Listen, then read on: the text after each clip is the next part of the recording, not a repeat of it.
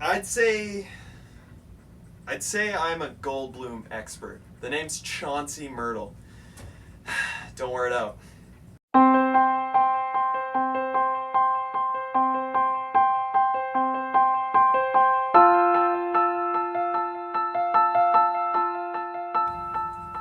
So Annie Hall, I was cast in it.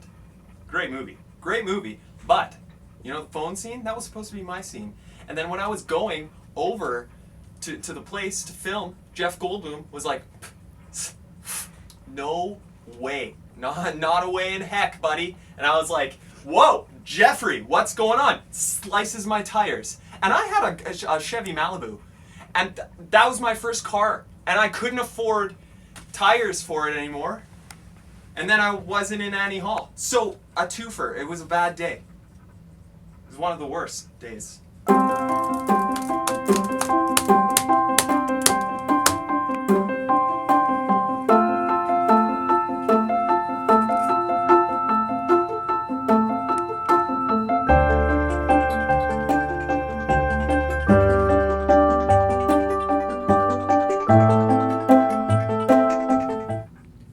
Jeff was in The Fly too. He was cast in The Fly, but that was supposed to be my role. But then he took Annie Hall from me, and he doesn't even know what a fly is. Obviously, like a fly can be a lot of things. But the thing that that's a fly, and they made a whole movie about it, and I wasn't in it because of Annie Hall, and I just get really upset. I just gotta...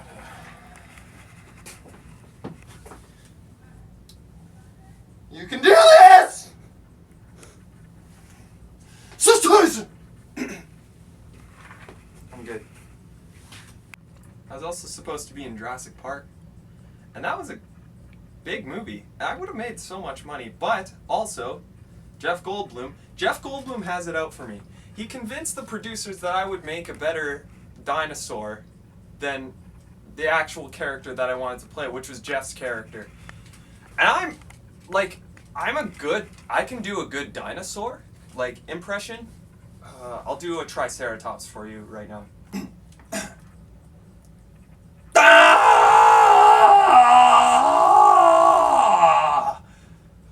No, that wasn't my best one. Here, I'll do another.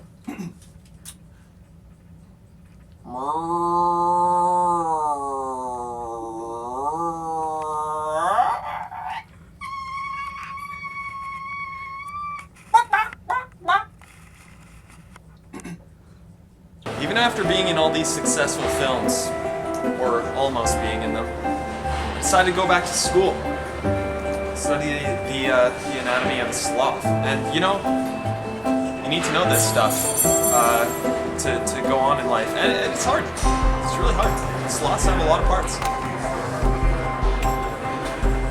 It's logistics.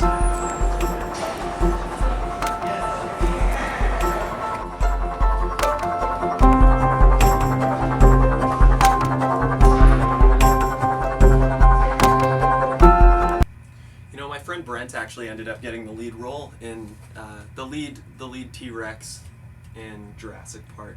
Brent Soyson, if you want to look him up on the credits. He's like 30th down on the credits. But he was actually brilliant in it. I wish I got that role because T-Rexes are my thing. I have a plethora of huge T-Rex toys in my house. But you can't win them all. You know what I mean? You got to pick your battles. You got to pick which T-Rex you want to be in real life, right? So it's just a matter of logistics, which you just can't really manipulate yourself. It's out of your hands. And when you really want to be a T-Rex, it's just gonna come to you. You know what I mean? And I'm not mad at Jeff for any of this. I respect Jeff for that. The thing is, Brent Soyson was such a brilliant T-Rex that I couldn't do much about it, and it makes me kind of sad, but it also makes me kind of glad. Because if I was that T-Rex, I'd just be the T-Rex for the rest of my life. And I don't want to be a carnivore. I love meat. I love eating chicken breast and turkey legs. I love steak too. One time I had chicken hearts for breakfast. That was really good.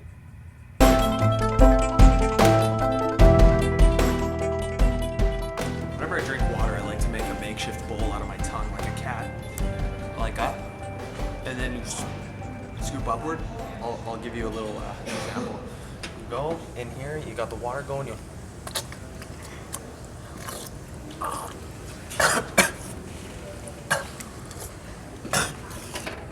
you cough a little bit, but it's so much better than actually just sipping it. But my point is, I actually really love Jeff, and I really respect the guy. I have a lot of respect for him, and I wrote a poem for him one time. I read it out at all my family gatherings. It's a really good poem. I wrote it it took me like 4 months to write.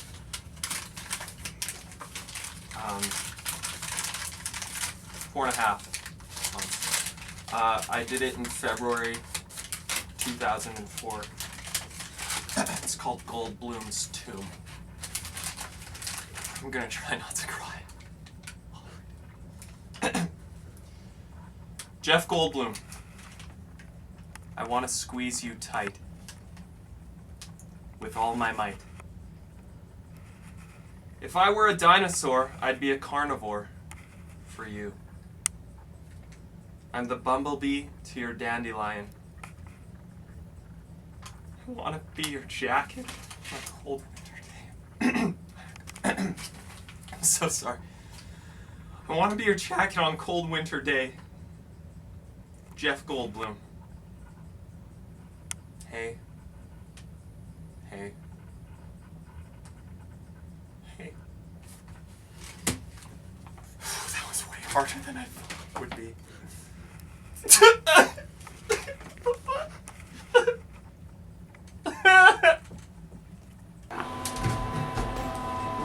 You know, sometimes when you're having a bad day, you just gotta press all the buttons. Going 4, 3, 2, main. Every single one.